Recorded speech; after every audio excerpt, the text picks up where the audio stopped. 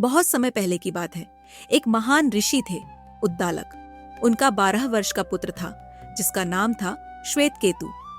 श्वेतकेतु एक चंचल बालक था। वह अपना सारा समय खेलकूद और मस्ती में बिताता। ऋषि उद्दालक अपने पुत्र की इस लापरवाही से चिंतित थे।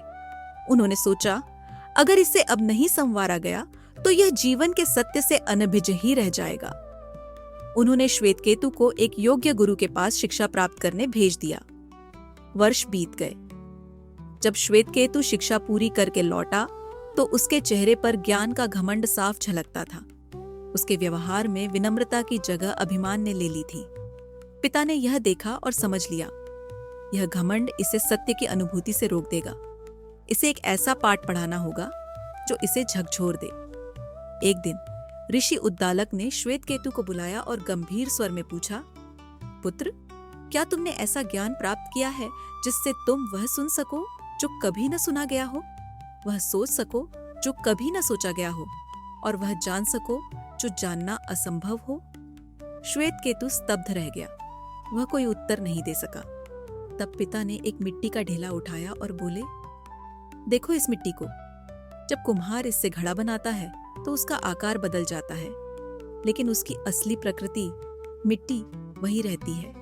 इस संसार की भी यही सच्चाई है। रूप बदलते हैं, नाम बदलते हैं, पर सबके भीतर वही एक परम तत्व है, वही ईश्वर।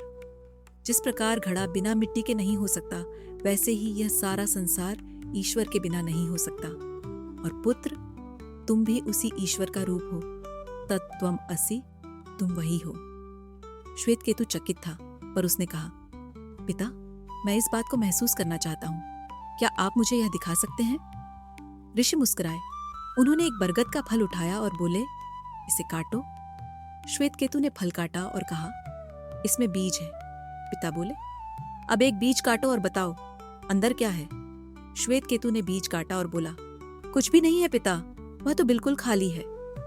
ऋषि ने गहराई से कहा, उसी कुछ नहीं में छिपी है वह शक्ति जो विशाल बरगद बन जाती है। जो दिखता नहीं वही तो सबसे बड़ा है। वही ईश्वर है जो हर बीज, हर जीव, हर वस्तु में समाया है। फिर उन्होंने एक और प्रयोग किया। एक लोटे में पानी भरवाया और थोड़ा नमक उसमें घोल दिया। पूछा, क्या नमक दिख रहा है? नहीं पिता, पर एक घूंट लो, स्वाद कैसा है? नमकीन। ऋषि बोले, जिस तरह यह नमक दिखता नहीं पर हर बूंद में समाया है, उसी तरह ईश्वर भी दिखता नहीं पर हर अणु में है। वह तुम में भी है और मुझ में भी। उसे ना आंखें देख सकती हैं, ना हाथ छू सकते हैं, पर वह हर जगह है। श्वेतकेतु की आंखें भर आईं। उसे अब झात हुआ कि उसका अस्तित्व ही उसी परम तत्व से है। उसका सिर झुक गया और अभिमान की जगह विनम्रता और समझ ने ले ली। यह कहानी हमें सिखाती है कि ईश्वर हर वस्तु में विद्यमान है, चाहे वो दिखे या ना दिखे। जैसे उपनिषद कहते हैं, सर्वम खल्विदम ब्रह्म। यह संपूर्ण ब्रह्मांड ही ब्रह्म है। आपका क्या मानना है? क्या वाकई ईश्वर हर चीज में समाया है, या ये सिर्फ एक कल्पना है जिसे हमने खुद को समझाने के लिए गढ़ा है?